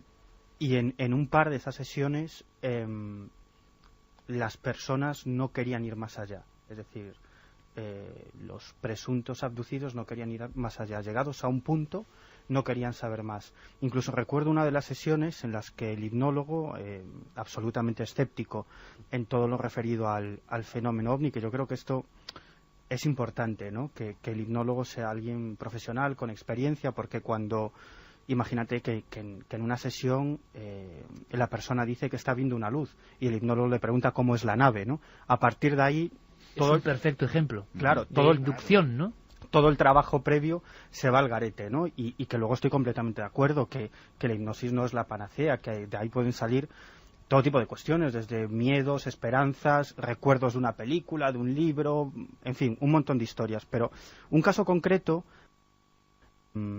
como te digo, esta persona no quería llegar más allá. El hipnólogo incidió en un par de ocasiones, siempre de forma muy sutil, para que siguiera adelante, y cuando vio que no había manera, pues digamos que saltó esa escena o pasó esa escena. Además es un caso muy interesante, un caso que nos llegó a la redacción de la revista Año Cero, como otros muchos, y yo siempre procuro seguirlos, ¿no? Y yo cuando me reuní con esta persona, que como te digo, escribió Año Cero simplemente porque buscaba respuestas a lo que le había pasado y creía que a lo mejor nosotros como especialistas o revista especializada le podíamos dar alguna.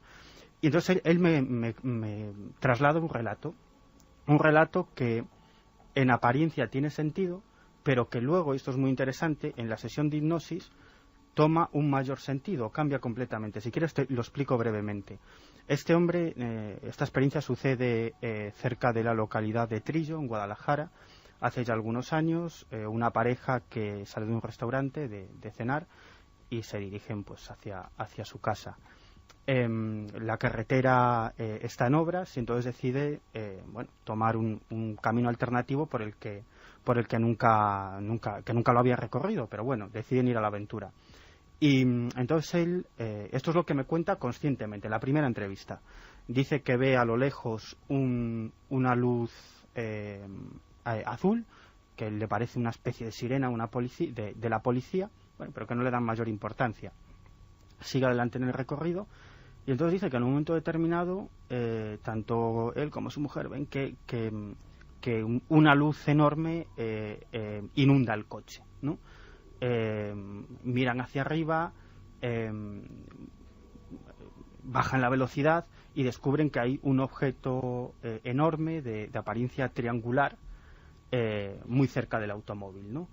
Entonces, presa del pánico, decide dar la vuelta. Es decir, claro, él me decía, después de eso que teníamos encima, pues digo, pues me vuelvo por donde he venido y procuro salir cuanto antes a la carretera que conozco, ¿no? En el momento de girar el coche se le para.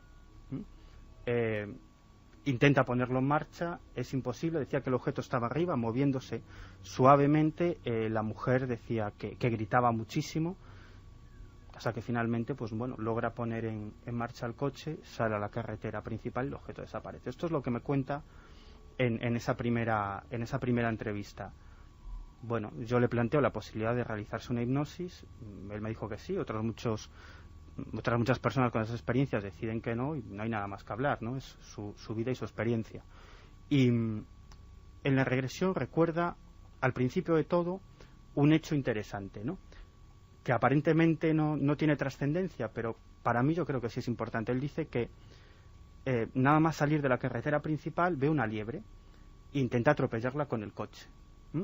Un hecho estúpido, pero luego cuando sale de la regresión hipnótica me agarra el brazo y me dice, es que eso pasó, pero no me acordaba de esa historia. Es decir, cuando yo me entrevisté contigo es algo que no tenía en la mente porque me parecía intrascendente con el relato, pero es cierto. Pero es como decía Próspera, que aunque no salieron más casos o datos del caso, en la hipnosis surgieron un montón de cosas de esa vida o de ese entorno, de esos días, que ella no conocía. Claro, y esto es un elemento, ¿no? El elemento que intenta atropellar a esa liebre.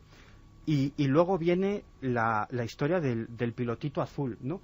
Que en el relato que él a mí me cuenta en la entrevista aparentemente tampoco tiene ninguna importancia, ¿no? Porque no tiene nada que ver con el objeto. Pero bueno, ahí ya empieza el relato diferente, ¿no? Es lo que, como te digo, en esta sesión de hipnosis, en el fondo una relajación profunda en la que estaba este hombre, y él cuenta que el coche deja de funcionar, el motor se para, y que entonces pues bueno, finalmente se para cerca de ese pilotito azul, ¿no? Ese pilotito azul en realidad formaba parte de un objeto enorme de forma triangular que no estaba iluminado, pero que se distinguía, aunque era de noche, se distinguía perfectamente. Estaban pues no sé, a lo mejor me decía 15 metros de ese objeto, que era enorme, y lo único que tenía era ese pilotito azul, ¿no? Y entonces ahí el coche se para y en un momento determinado comienza a moverse. Dice que se empieza a mover el coche violentamente, ellos dentro del coche también, que empiezan a gritar, y que el coche empieza a avanzar hacia el objeto como atraído por una fuerza extraña, ¿no? Entonces él dice que dentro hay presencias. Todo esto en la sesión hipnótica. Dice que dentro hay presencias, que hay presencias y que no quiere saber más, que no quiere saber más. Y ahí es donde se corta. Sí, él no quiere saber más de esta historia. Entonces el hipnólogo incide en varias ocasiones qué es lo que pasa, y él dice que el coche iba hacia el objeto, pero entra en el objeto, le preguntan y dice, va, ¿no? Que el coche circulaba, y sobre todo hablaba de ese movimiento extraño, que incluso decía que no era un movimiento normal, era como si le vibrara todo el cuerpo, y el coche también. Total, que dice, bueno, pues saltamos esta escena, ¿no? Y lo siguiente que recuerda es que el coche o bien pasa por un gran bache, eso es lo que dice en la hipnosis, ¿no? Como si el coche pasa por un gran bache o cae de cierta distancia, ¿no? Y notan el golpe seco, y en ese momento sobre ellos hay un objeto triangular, luminoso. La misma escena. O sea, es decir, un umbral perdido, un tiempo perdido en la mitad de ese relato. Claro, es decir, la historia que a mí me cuenta por primera vez, en realidad es una historia inconexa, aunque para él era una historia que no tenía, que era absolutamente lógica y real. Él siempre pensó que había ocurrido algo más por el tiempo perdido, porque cuando llegaron a casa, pues no sabían lo que habían pasado durante las 3 últimas horas. 3 horas. 3 horas. Oye, y una cosa importante, estas experiencias de tiempo perdido que nos llaman tanto la atención y que siempre tienen que ver con sucesos para nosotros extraordinarios, ovni, ocurren también en la psiquiatría o en la hipnosis, en otros aspectos de la vida. Es decir, hay gente que pierde la conciencia de un tiempo de su vida y en hipnosis lo recupera, pero no tiene que ver con estos misterios. ¿Un hecho traumático puede ser tan traumático que nos borra parte de nuestra vida? Sin duda, puede ocurrir. Entonces, la pregunta sería, ¿se pueden recuperar recuerdos reprimidos con hipnosis? Sí. Eso se llamaría, Jorge, recuerdo reprimido. Sí, se pueden hacer, pero también se pueden recuperar recuerdos falsos. Entonces, la pregunta sería, ¿cómo los distinguimos? ¿No? Hacemos una sesión de hipnosis, claro, y la persona recuerda cosas que despierto, fuera del trance hipnótico, no recordaba. Y puede enumerar una serie de acontecimientos. ¿Cómo distinguimos los que han ocurrido realmente de los que está fabulando?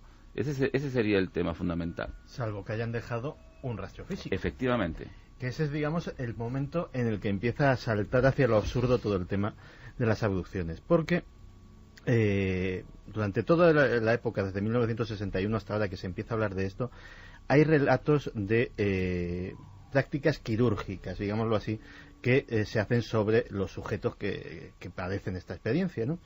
Entonces, hay un individuo a mediados de los años 90, Darrell Sims, un hipnólogo que empieza a estudiar estas cosas, que dice, bueno, pues vamos a ver si hay marcas de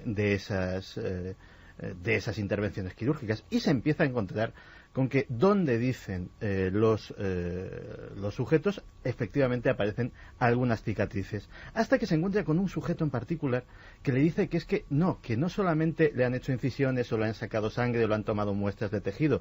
Algunas de esas cicatrices implican, por ejemplo, depresiones, como si con una cucharilla le hubiesen quitado porciones de músculo y que se han quedado ahí ya para siempre hondonaditas en la carne. Sino que además le han insertado algo. Y entonces una bombillita se le abre a este hombre en la mente y dice, bueno, yo tengo un buen amigo que es médico y que hace intervenciones quirúrgicas, que es el doctor Roger Leir, voy a llevarle a que le someta a unos rayos X. Y efectivamente se encuentra con que este buen señor tiene un objeto de apariencia metálica alojado donde parece. Se hace la intervención quirúrgica, se documenta, es decir, se filma en vídeo, como ha filmado ya varias docenas de ellas en los últimos 10 años, y empiezan a surgir elementos extraños, empiezan a surgir piezas metálicas que, cuando son analizadas, por ejemplo, algunas de ellas se corresponden a metal meteórico, a hierro meteórico concretamente, una cosa bastante absurda para encontrar en el cuerpo de una persona, que tampoco parecen ser elementos tecnológicos, es decir, no son aparatitos, son básicamente piececitas metálicas cuyo, si tienen alguna función, es imposible de comprender cuál, aunque algunas de ellas, por ejemplo, si escuchamos el audio de las intervenciones quirúrgicas, vemos que están, por ejemplo, enervadas, es decir, que están conectadas al sistema nervioso del sujeto de alguna forma, están rodeadas de nervios. Y pues en algún congreso de ufología y de estas cosas, pues se ha presentado el doctor Leir. Pero tú lo has dicho, Santi, en un congreso de ufología, por lo tanto marginal. Bueno, en la revista Nature, hace unos años, en el 80 y tantos, apareció una llamada de socorro del hospital Winston Churchill, un hospital británico, porque se habían encontrado dentro de un paciente algo que parecía un aparato, un microchip, una cosa que no sabían identificar y cuya descripción daban en cartas al director, es decir, una publicación científica muy prestigiosa, para ver si alguien, a día de hoy, que yo sepa, nadie ha dado contestación, les podía decir qué puñeta era eso. Pero la sensación esa de marginalidad sobre estos temas o estas experiencias continúa. Yo le preguntaría a los doctores, de alguna forma, ¿no?, si este tipo de casos, por lo raros que son, o porque está muy claro para la ciencia oficial que son simple locura, delirio, se dejan a un lado y no se investigan tanto. ¿Qué opina a día de hoy, creéis, la ciencia sobre estos casos que tienen que ver con abducciones, implantes, recuerdos de una especie de secuestro extraterrestre? Hombre, la ciencia, por definición, debería de encontrarse siempre abierta a estudiar cualquier nueva posibilidad. ¿Pero la realidad? Pero la realidad es que los prejuicios personales de los científicos, que en definitiva todos los tenemos de una manera o de otra, pues nos hace apartar en numerosas ocasiones cualquier posibilidad seria de investigarlo. ¿El diagnóstico sería psicosis o delirio en general si esto lo analiza un doctor que no es como vosotros, digamos, no tiene la valentía de aproximarse a los laterales marginales de la ciencia? ¿Una persona estricta científica le llega a esto, un relato de este tipo? ¿Cómo lo diagnostica? Por supuesto, como una psicosis, con algún tipo, evidentemente, con componentes delirantes, sin lugar a dudas. Sin embargo, ¿y que surge, José Miguel, perdóname, por qué? ¿Por algún trauma? Porque siempre se ha relacionado con problemas con la sexualidad, con problemas con abusos en la infancia. Se ha comentado, ¿verdad?, que eso produce a veces una serie de delirios muy concretos que se repiten al paso del tiempo. Efectivamente, la construcción de un delirio pues supone en muchas ocasiones un trauma y también en otras, no es menos cierto, un terreno neurológico abonado. Es decir, que uno nace con ciertas anomalías y sobre estas se implanta a lo largo de la vida, quizá por vivencias, por muchas cosas, los mecanismos son en ocasiones un tanto desconocidos, pero se construye una realidad paralela. Sin embargo, evidentemente, dentro de lo cauto que hay que ser, Contaré como una anécdota, quizá fue una lección que me dio la vida, pero hace años acudió un paciente a la consulta relatando, por ejemplo, que su mujer le practicaba vudú y que además dentro de su casa pues estaba instaurado una casa de prostitución. Evidentemente el paciente fue convenientemente medicado, pero por uno de estos azares de la vida, con posterioridad conocí a la mujer, que era brasileña, era una sacerdotisa de vudú y evidentemente llevaba una casa de prostitución. Es decir, que en ocasiones historias que son sumamente increíbles, ¿no? Tienen visos de realidad. No siempre, evidentemente, todo lo que nuestro análisis de la normalidad puede en un momento dado, con nuestra asepsia científica, dejar de lado y tal y cual, pues en ocasiones, como puedes ver, hay cosas que son reales. Y si yo os lanzara a vosotros las preguntas que hemos lanzado a través de la encuesta, a día de hoy, con lo que se sabe, si os preguntamos por abducciones como fenómeno extraterrestre, ¿con un sí o un no es posible responder, Santi? Porque hay una parte también que es crucial de todo lo que hemos oído, que es que efectivamente con la hipnosis puede salir cualquier cosa y se puede implantar cualquier cosa. Hay un sector que, por ejemplo, que cree profundamente en la realidad del fenómeno, pero que lo achaca a agentes completamente humanos que aprovechan precisamente para implantar un recuerdo falso de una abducción extraterrestre para enmascarar actividades ilegales, pues de servicios secretos, de gobiernos o vaya usted a saber de qué tipo de entidades. Esto hasta tal punto es posible que, por ejemplo, hubo en Estados Unidos un escándalo tremendo porque en cierta época de repente empezaron a surgir multitud de casos relacionados con lo que se llamaba los abusos sexuales satánicos, que básicamente era gente que tenía cuadros muy parecidos a los de los abducidos, que iban a sus terapeutas, que también les sometían a hipnosis y que empezaban a recordar pues que en su infancia habían sido objetos de abusos sexuales, de prostitución. Y esto es contagioso, además, efectivamente. Una vez que sale en la prensa, empiezan a emerger multitud de casos. Que es otro misterio. A mí también me ha pasado. Efectivamente. Hubo condenados. Hubo gente que pasó tiempo y no poco en prisión porque a sus hijos los había sometido a este tipo de vejaciones. Y luego se descubrió que nada de nada. Es decir, que ni abusos sexuales, ni lógicamente sectas satánicas, ni nada por el estilo. Que todo había sido, pues como dice muy bien el doctor Gaona, una psicosis colectiva de marca mayor. Con lo cual es difícil el tema. Desde luego, si nos hacemos caso a estos presuntos implantes, puede que alguien los haya puesto ahí. Que haya venido de otra galaxia ya es otra cosa, ¿eh? Hay una cosa importante, y os lo pregunto porque hay mucha gente que está interesada en saber si la hipnosis a esos niveles, cuando intentamos rescatar recuerdos, puede ser realmente peligrosa. Se ha contado, se ha dicho, gente traumatizada de por vida, o gente incluso que falleció o se quedó en estado vegetal. ¿Leyenda urbana o no? ¿Una hipnosis mal practicada? ¿Una hipnosis que va demasiado lejos? La hipnosis no es peligrosa en absoluto, siempre y cuando sea practicada por profesionales. Como cualquier herramienta terapéutica en manos de desaprensivos podría serlo, pero si pensamos en un profesional formado, médico, psicólogo, un profesional practicando la hipnosis, no tiene ningún peligro, ningún riesgo. Antes mencionaba la posibilidad que durante un trance hipnótico la persona sufra un malestar, tenga alguna reacción espontánea que pueda ser desagradable. Eso es hasta beneficioso para la terapia, para la curación de la persona. Pero la hipnosis clínica en las manos de los profesionales no tiene ningún riesgo. Y no las leyendas urbanas, por ejemplo, lo típico, los mitos de la hipnosis, ¿no? Cuando una persona dice, ¿y si no me despierto? Eso no ocurre en absoluto. ¿Pero todo el mundo puede ser hipnotizado? ¿O no todas las personas llegan a estar en un estado...? Todas las personas pueden ser hipnotizadas. Hay se dice un 10% de la gente que tiene respuestas espectaculares, que son las que vemos luego en televisión, en los espectáculos, ¿no?, de hipnosis. Las respuestas espectaculares solo la tiene un 10% de la gente. Pero el 80% de la población responde de una manera buena a la hipnosis.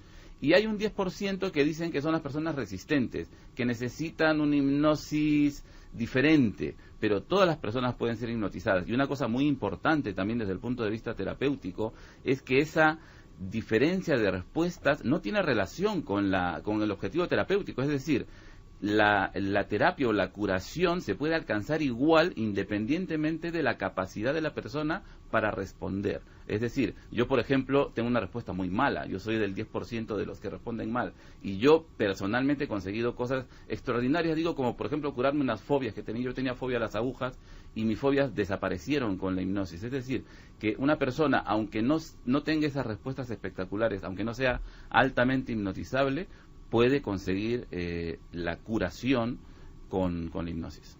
Y también otro pequeño factor a lo que muy bien ha explicado Jorge. Nosotros no podemos hipnotizar a alguien y obligarle a hacer algo como sale en algunas películas. Yo creo que esto es además otro de los temores que evita que muchas personas, si en algún momento dado se les propone ser hipnotizadas, por ejemplo, pues rechazan la idea, porque creen que de alguna manera se les puede obligar a hacer algo. La hipnosis es tan solo, subrayado entre comillas o negrita, un proceso de sugestión. Más complejo o menos complejo, pero de sugestión. No podemos obligar a que alguien haga algo contra su voluntad. Los límites los pone la propia persona. Es decir, si en ocasiones vemos que alguien en un escenario, por ejemplo, comienza a quitarse la ropa, a hacer un striptease, sinceramente es porque le da la gana también hacerlo. Porque si no, sus propios límites morales, éticos, etcétera, pues van a coartar. Es decir, no es un proceso peligroso. Sin embargo, que implantado está, nunca mejor dicho, en toda la sociedad el hecho de que el hipnotizador o el hipnoterapeuta puede hacer contigo lo que quiera. Y eso da mucho miedo. Los hemos visto en la televisión haciendo la gallina a 4 patas y haciendo el ridículo y la gente riéndose. Entonces eso al final te da miedo. Hay gente que le encanta. Por miedo al ridículo, ¿no? Evidentemente, pero no es menos cierto que si uno no quiere hacer la gallina a 4 patas o a 2 patas, no va a haber hipnotizador que le obligue a hacerlo. Así es. Esto hay que dejarlo clarísimo. Esas personas seguramente que en carnavales harían la gallina sin ningún problema. De eso se trata. Y antes en uno de los casos que mencionaba Miguel de la hipnosis que hicieron para recordar abducciones, fíjate cómo en determinado momento la persona dice, no quiero ir más allá, en trance hipnótico, ¿no? Y aunque es dueño de sí mismo todavía, claro, en ese umbral. Es la persona, es el paciente hipnotizado el que tiene el control sobre el proceso y puede decidir en cualquier momento interrumpirlo, salir del trance o no ir más allá como se ¿Y por qué puede haber tanta gente, y ahora les escucharemos, en todo el mundo de tan diferente condición social, económica, que sufre el mismo sueño paralizante? Porque es una constantemente aquí a la redacción. En mitad de la noche, y puede tener que ver con lo que cuenta la cuarta fase, algunos interpretan que es lo mismo, notan una presión tremenda en el cuerpo, algo les hunde en la cama y a veces ven la visión hipnagógica, dicen algunos, de una figura que se muestra ahí. Y en ocasiones tiempo perdido y un terror horrible. Toda la gente que ve esto tiene una patología, todos están locos, entre comillas, o realmente ocurren cosas que creéis, y aquí puede haber un buen debate, que no son sencillamente explicables, que están al margen incluso de la hipnosis y de la psiquiatría. Es que todo ello, dentro del estudio de la hipnosis clínica, todos esos fenómenos son considerados fenómenos hipnóticos y no son raros en absoluto. El problema es el desconocimiento que tenemos de ello. De tal manera que, por ejemplo, hundirse en una cama, hundirse en una silla es un fenómeno hipnótico de lo más corriente y además que seguramente que lo hemos experimentado todos. Y no poderse mover y sentir. Y además la persona lo relata con total veracidad. Es decir, no puedo moverme porque mi cuerpo está pegado a la silla. Te diría, cada 100 casos que nos llegan, 90 hablan de esa sensación de estar paralizados y que es muy angustioso para la persona. Pero es absolutamente normal y muy frecuente además. Entonces, ¿creéis que no hay casos, imagino que Miguel Pedrero o Santi, yo no sé si estarán de acuerdo o no, que se escapan de toda esa normalidad? ¿Casos ajenos completamente a eso, con un factor exógeno? Bueno, además ahora estamos hablando de casos ya incluso más complejos, ¿no? Porque antes nos estábamos refiriendo a casos de abducción. Ahora ya hablamos de lo que se ha dado en llamar visitantes de dormitorio. Es decir, es un fenómeno que si el de las abducciones ya es de por sí extraño, este es todavía más extraño y más increíble, ¿no? E inquietante. E inquietante porque te pilla justamente uno de los momentos del día en el que más resguardado, más protegido uno se siente. Y en el lugar más íntimo, es decir, en tu propio cuarto, en tu propia habitación, en tu propia cama, ¿no? No lo sé, la verdad es que no lo sé, pero te voy a poner un ejemplo, si quieres, otro caso, que yo creo que bueno, interesante, pero O sea que lo que vemos, Miguel, es que hay muchos casos, y no los clásicos, porque los clásicos, por ejemplo, hay una lista de clásicos en España de abducciones o este tipo de historias arrancadas con hipnosis, sigue llegando mucha información de este tipo. Sí. Sigue habiendo gente que cree que vive estas experiencias o que las vive. Sí, pero y de casos bastante recientes, ¿eh? Este es de hace ya unos años y yo creo que nos viene bien de ejemplo, quizás porque entra en juego esta historia de los visitantes de dormitorios, además de una manera muy especial.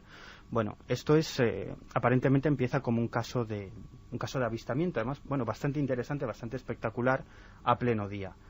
Nos situamos en la ciudad de Vigo, en una zona donde, en un barrio determinado, unas casas con un pequeño jardín. Bueno, pues se encontraba en ese momento la madre preparando la comida y la niña salió al jardín a jugar, ¿no? Y normalmente lo que hacía era, pues bueno, echar un rato con un vecino, ¿no? Un vecino mayor de 40 y tantos años que también, pues a esas horas solía estar en su jardín y se entretenía, pues jugando con la niña un rato mientras la madre preparaba la comida. Entonces, de pronto, tanto la niña, que en ese momento tenía 7 años, como su vecino entran corriendo en casa y dicen que hay un ovni sobre la casa, ¿no? Cuando sale esta persona, la madre de la pequeña, no ven absolutamente nada, pero lo que le describen es que de pronto vieron sobre la casa, a pleno día, un objeto alargado en forma de cigarro puro, en el que es luminoso y con una serie de ventanillas en su interior, ¿no? Hasta que finalmente desapareció. Bueno, dijeron que curioso, qué cosa más extraña, no le dieron mayor importancia. Sin embargo, esa misma noche, cuando se acostaron, después de cenar, nada más acostarse, al poco rato la niña empezó a gritar. La madre se levantó, le dijo qué le pasaba y ella decía pues que unos hombres muy pequeños estaban en la habitación, ¿no? Bueno, tranquilízate, fue un sueño, bueno, lo normal, ¿no? Lo que pasa es que esta experiencia se repitió durante varias semanas, bastantes noches seguidas, ¿no? Hasta que finalmente la madre, pues, le dijo, bueno, pero ¿cómo son estos señores, no? ¿Qué es lo que te pasa? ¿Qué es lo que ves? Y la descripción, el dibujo que hace la niña es la típica imagen del libro de Comunión, ¿no? Estos seres con cabeza en forma de pera invertida, grandes ojos. ¿Puede tener explicación? ¿Una niña puede tener ese recuerdo? No sé. ¿Por qué? ¿Por ver la portada de un libro? Aunque no lo sea consciente. Puede tener el recuerdo. En el inconsciente Claro, colectivo sí. Todos tenemos unas imágenes que se repiten. Por ejemplo, Eso, José Miguel, no deja de ser misterioso, ¿eh? Si nosotros planteásemos qué apariencia, por decir una cosa, tiene el demonio, estoy convencido que el 90% de las personas que relatásemos una imagen pictórica del mismo coincidiríamos en muchísimos detalles, cuando creo yo que la mayor parte de nosotros realmente no lo hemos visto en la vida. Claro. ¿No? Es decir, hay un inconsciente colectivo, unas imágenes que se repiten una y otra vez, Claro. de estos pequeños extraterrestres de grandes cabezas, con ojos tremendamente marcados, que además se comunican telepáticamente.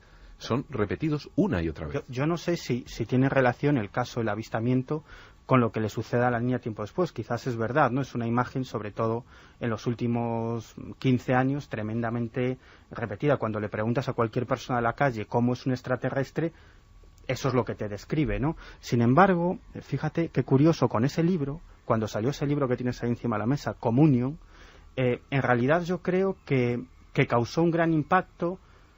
Incluso te diría que no tanto por lo que cuenta en el interior como por la portada, es decir, porque decenas de miles de personas... Lo contaba Santiago de la camiseta, o sea, claro, de repente se encuentran con el icono, ¿no? Con el icono y dicen, esto es lo que yo veo por las noches. Y no deja de ser misterioso que ese recuerdo esté en tanta gente, desde hace tanto tiempo. Y tan variada. A mí, por ejemplo, decías antes, gente de todo tipo y condición. A mí un caso que siempre me ha resultado maravilloso es el de Eduardo Pons Prades. Eduardo Pons Prades, para el que no lo sepa, era un afamado historiador, intelectual, uno de los personajes claves de la oposición al franquismo, uno de los fundadores de la editorial Alfaguara, y de repente, un buen día, va caminando, haciendo senderismo por el Pirineo francés y se encuentra a dos individuos de apariencia completamente extraterrestre que hablan con él, que le explican una serie de cosas, que hasta el punto de que llega a escribir un libro poniendo en juego todo su prestigio intelectual, que era muchísimo, y lo fue, y curiosamente, inesperadamente, incluso después de ese fenómeno hasta sus últimos días, y que no tenía absolutamente nada que ganar fabulando una como historia esta de señora ese que hemos tipo. escuchado, o tantos testigos. Pero Pons Prades, al que Miguel ha entrevistado, Pons Prades, creo que Lara, el director de Planeta, le llega a decir, bueno, con este libro sepultas todo tu prestigio. Y ese libro, todo un clásico, se llamaba El mensaje de otros mundos, editorial Planeta. Pons Prades, que luego hizo la historia de los republicanos en los campos de concentración y tantas cosas, y lo veía clarísimo. Abriendo este abanico es muy interesante, y aunque sea casi en titulares, porque para que veáis simplemente, en España, Carmen, había una serie de casos clásicos de cierto tipo, porque ahí hay una gran pregunta. ¿Ha cambiado el tipo de casos? ¿Ha cambiado la visión de lo que dice la gente ver con el tiempo y el condicionante social? En España, a final de los 70 es cuando se empieza a hablar de estos, incluso de lo habitual. Algunos son extrañísimos, y el catálogo está considerado, casi todos ellos, hay que decirlo, como o fraudes, por gente muy escéptica, fraudes, delirios. También el de Próspera Muñoz está en el catálogo como delirio o invento. O psicosis, incluso algunos de ellos. Hay uno en el año 1977 en Tendilla, en Guadalajara. Es un 18 de diciembre. Miguel Herrero Sierra es un transportista de 34 años. Poco antes del amanecer empieza a conducir su furgoneta, va hacia el pantano de Buendía, en Tendilla, cuando las luces del coche empiezan a darle fallos, cosas que suele pasar normalmente cuando hay un avistamiento de un objeto, un avistamiento ovni. Para y se da cuenta de que hay un objeto de grandes dimensiones que está aterrizado. Salen de él, según sus propias descripciones, dos individuos, dice que de aspecto completamente normal, por eso no le llama tanto la atención, se fija más en el objeto. Y dice que van vestido como con un mono blanco, un mono de trabajo. Le invitan a subir a bordo de esa nave, él sube. Dice que permanece allí lo que él recuerda más de 3 horas, que solo recuerda trazos muy pequeños, y también es sometido a hipnosis. Seeker. Incluso están sus palabras que salieron publicadas en una revista ya desaparecida, Mundo Desconocido, y fíjate, decía que él estaba sentado de espaldas. Había un ser que estaba viendo y solo veía su espalda. Cuando se gira se da cuenta que es como si se estuviera mirando en un espejo. Es exactamente igual a él. Pero ¿por qué te digo esto? Porque no pasa solo en el caso de Miguel Herrero Sierra. En el caso de Xavier C., no sé si os acordáis, en Vallorguina, en Barcelona, el 25 de julio de 1985, él dice que esos seres que también le introducen en una nave hacen con los instrumentos algo y que copian su imagen. Incluso llega a decir que meses después, cuando está en Barcelona, ve que ese otro él, que ese otro personaje clonado que han creado esos seres extraterrestres, está subiendo a un autobús en Barcelona, que se reconoce subiendo a un autobús en Barcelona. Estos casos tan terriblemente bizarros pueden dar una explicación del fraude. Algunos hablaban de eso, de psicosis. La sensación de ver a otro, igual que tú, igual tiene alguna explicación profunda psiquiátrica. Sí, de hecho está descrito como tal en los libros de psiquiatría, en el que de repente uno, en ocasiones, por ejemplo, no se reconoce a sí mismo, lo contrario, y también en otras ocasiones uno reconoce a sí mismo en otro. Es decir, pero que de situaciones más terroríficas. No es algo descabellado, claro, pero es que tenemos que partir de algo que es precioso y que daría mucha explicación a numerosos fenómenos que nos rodean. En primer lugar, la realidad es una pura construcción. Vivimos dentro de una caja de calcio que se llama cráneo, y los sentidos lo van alimentando de una manera muy parcial respecto a la realidad. Esa realidad se va construyendo una y otra vez, como bien decía antes mi compañero, y además en esa realidad interfieren multitud de fenómenos, porque cuando hablamos de los falsos recuerdos parece que no estamos hablando de 4 chalados, pero no. Por ejemplo, cuando volvemos a aquella casa de niño que veíamos que era tan grande, con ese salón y ese corredor interminable, y volvemos a la misma casa y no es nada igual, y de repente decimos, esta no es la casa, ¿verdad? ¿Le habéis hecho alguna obra? Y dice, no, es la misma casa. Y Dios mío, tú hubieras puesto la mano en el fuego, que era de otra manera. Eso es un falso recuerdo. Entonces, esta memoria se puede ir cambiando, se puede ir alterando. La persona no tiene por qué fabular en el sentido de ser una mentira, de ser una construcción maliciosa para engañar a otros. Es que realmente se lo puede creer, puede construirlo. Y, por supuesto, si atendemos a algunas de las declaraciones, ¿por qué no? A lo mejor alguna podría ser verdad. Y solo con que una fuese verdad, con esa repetición de actos, nos dejaría realmente pues con la gran incógnita, ¿no?, de si alguien está manejando la realidad desde fuera para que veamos cosas. ¿Qué dice la gente, Carmen? Vamos con una andanada nueva de preguntas. Nos preguntan si problemas de conducta se pueden curar con la hipnosis. ¿Podéis responder brevemente, por favor, a estas cuestiones? Sin duda, un especialista, un psicólogo, es el trabajo del psicólogo hipnoterapeuta. No todos los psicólogos están especializados en la hipnosis clínica, pero un hipnoterapeuta es el trabajo que realiza. Y da muy buen resultado además en las fobias. Por cierto, que la hipnosis, que un día podemos desarrollarlo con vosotros a fondo, está ya totalmente aceptada por todos los científicos, o sigue siendo una rara avis para muchos, porque dentro de la ciencia hay gente que considera casi iniciencia la psiquiatría. O sea, te quiero decir, la hipnosis está ya ahí, ¿no? Todo lo que no sea medible... Está aceptada y de hecho se imparten cursos totalmente serios en las mejores universidades, incluidas las españolas, por supuesto, con su titulación correspondiente. Aunque en su día imagino que sería algo casi de brujos, claro. El mesmerismo. Sí.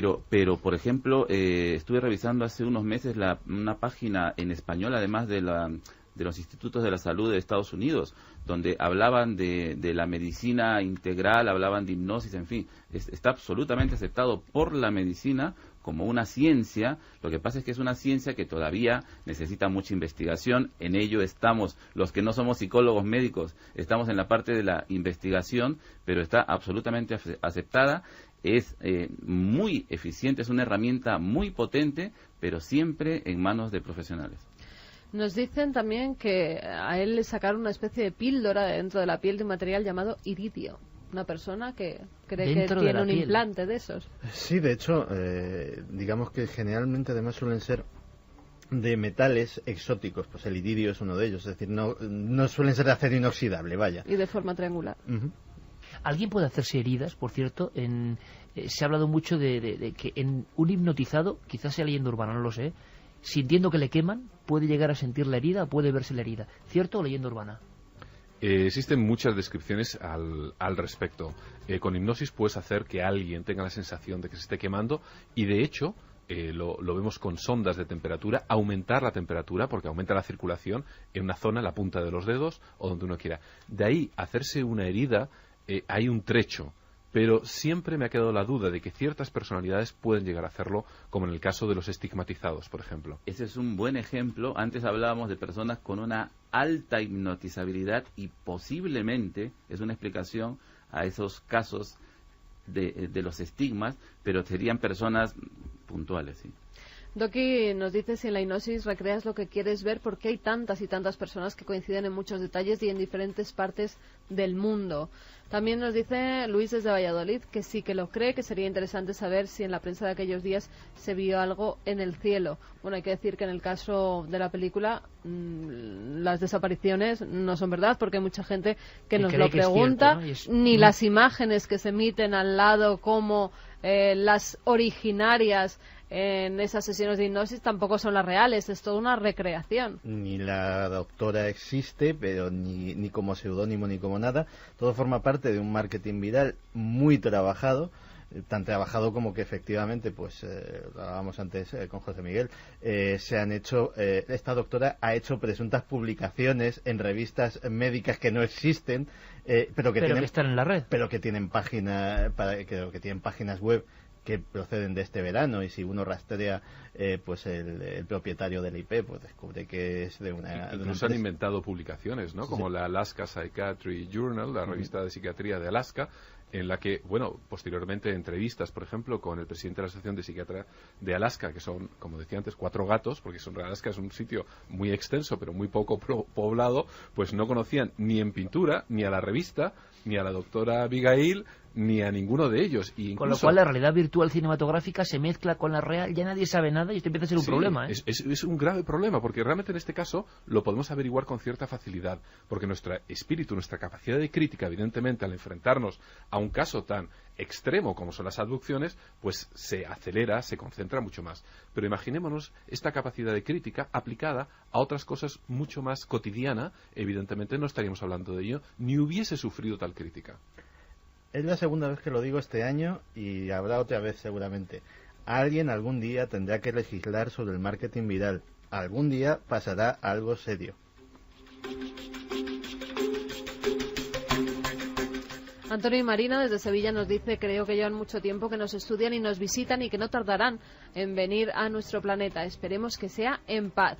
Las abducciones son experimentos de los gobiernos del mundo para sus siniestros propósitos. En esas dos frases, todo un mundo resumido, ¿no? Totalmente. Los propios humanos... Temor. Exactamente, el temor del propio ser humano enmascarado o la hipótesis extraterrestre. No nos queda apenas tiempo y es un placer debatir con vosotros, pero sí me gustaría, lo más breve por favor, que dieseis un consejo, cada uno desde vuestro punto de vista, como hacía Próspera Muñoz, a alguien que esta misma noche cree que sufre este tipo de agresiones y lo cree con esa realidad. ¿Qué le diríais, José Miguel Gaona? Pues le diría que lo tome con cierto espíritu de crítica, evidentemente, que lo más probable es que sea algo propio de su mente y que evidentemente no está siendo abducido. Que se lo tome con mucha mayor tranquilidad, de una manera bastante más lúdica, menos dramática, aunque vea la película. Santi. Es difícil porque efectivamente, y si alguna de esas personas nos está escuchando lo sabe en carne propia, estamos hablando de algo que se percibe como muy angustioso.